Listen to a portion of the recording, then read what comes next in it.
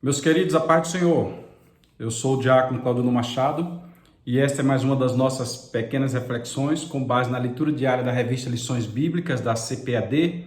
Esta que é o primeiro trimestre de 2022, lição dos adultos, que tem como tema a supremacia das Escrituras e subtema a inspirada, inerrante e infalível Palavra de Deus.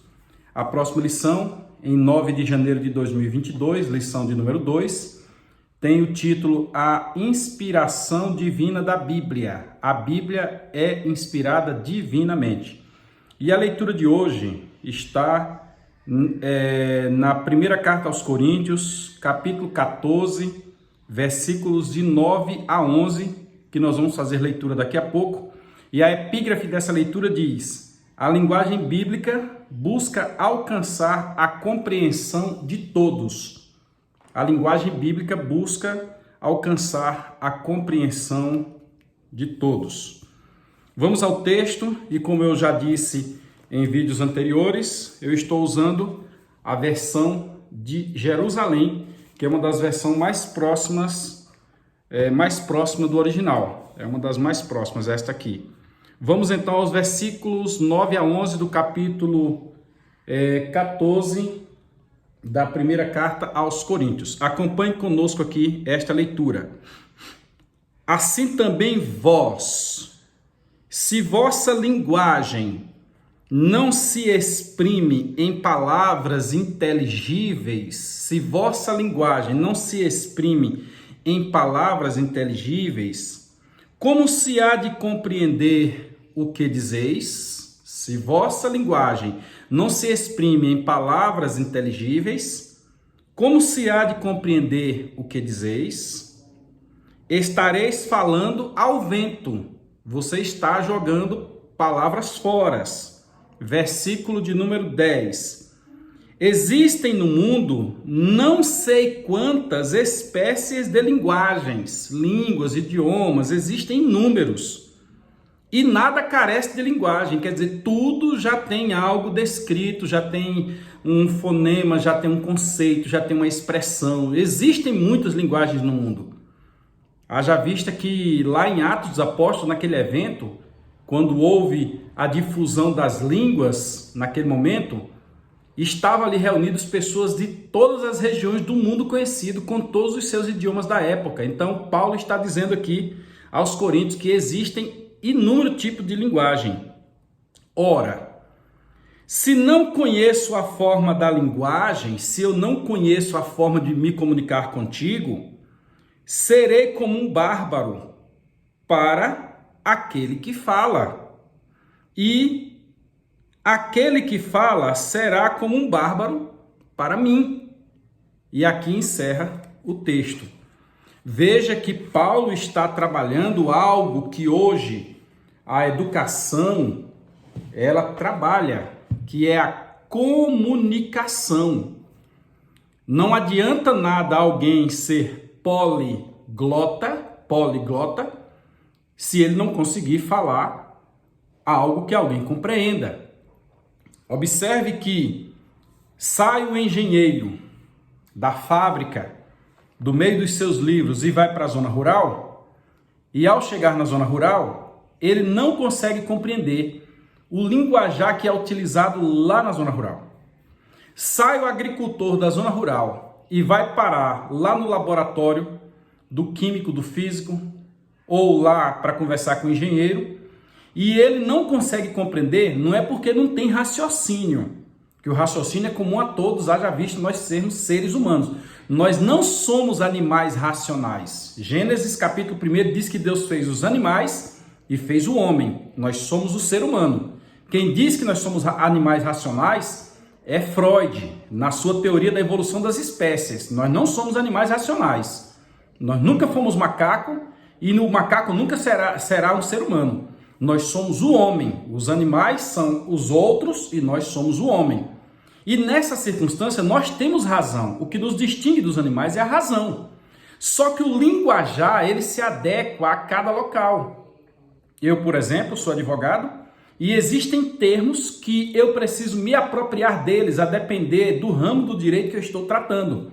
Se eu estou tratando de um direito contratual, existem linguagens. Por exemplo, existe uma palavra que eu gosto muito dela que é chamada de ália.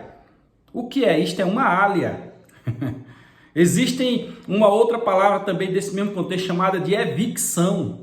Só que se a pessoa não está nesse contexto, eu vou dizer, olha, esta ália a pessoa vai ouvir e todavia não vai compreender. É mais ou menos o que aconteceu quando Paulo estava no caminho de Damasco, que estava acompanhado. Lá na frente ele vai dizer que todos que estavam com ele ouviram a voz. Mas ouvir e não compreender dá o quê? Não dá nada. Diria um colega de trabalho, o agente de trânsito Vanderlei, a quem eu deixo um abraço aqui, não dá nada.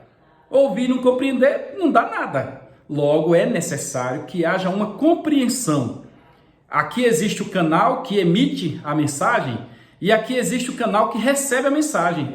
Aliás, o emissor da mensagem e o órgão receptor da mensagem. E para ambos tem o canal. É necessário que o canal seja comum a ambos, a linguagem seja comum a ambos e o código seja comum a ambos, ou não haverá compreensão. Falando do texto em si, Paulo está falando de falar em línguas, que alguns irmãos acham muito bonito hoje falar em línguas, e se for o caso, passar o culto todo falando em línguas. Deveria ler esse capítulo 14 da primeira carta aos Coríntios, porque Paulo está dizendo que ele mesmo fala mais em língua do que todos. Além de ser batizado com o Espírito Santo, Paulo era um poliglota de natureza. Paulo, nas suas viagens missionárias, atravessou continentes. Paulo falava o grego, Paulo falava latim, Paulo falava hebraico, Paulo falava aramaico. Paulo era um poliglota, Paulo era o cara. E mesmo assim era batizado com o Espírito Santo e conhecia o que seja xenolalia e glossolalia.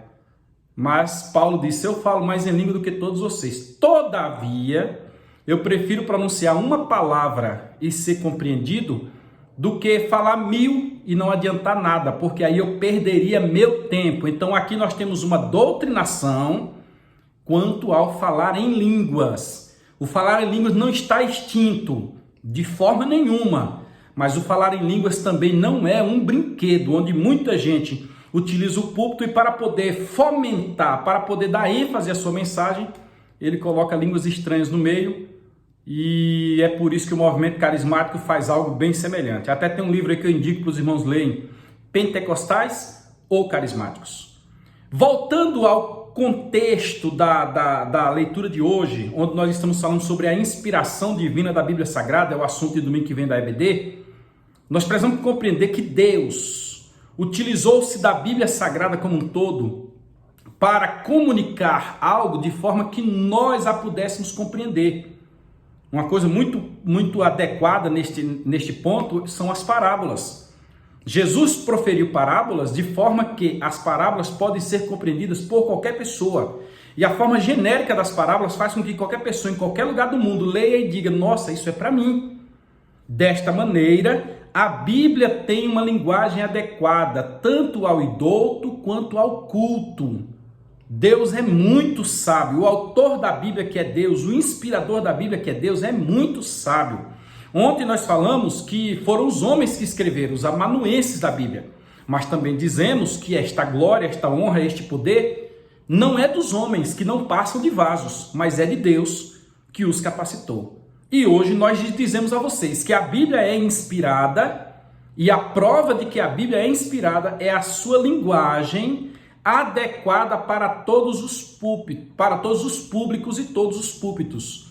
Vou fazer referência aqui a uma professora de português que eu admiro muito pelo seu trabalho, que é a Iraide Nobre, aqui do Luiz Eduardo Magalhães, e ela me disse que lendo a Bíblia Sagrada, ela descobriu algo que não tinha descoberto no seu curso de letras. Iraide é formada, Iraide é professora há muitos anos e tinha uma conjugação verbal que ela descobriu lendo a Bíblia Sagrada, forma que a Bíblia Sagrada é um livro culto.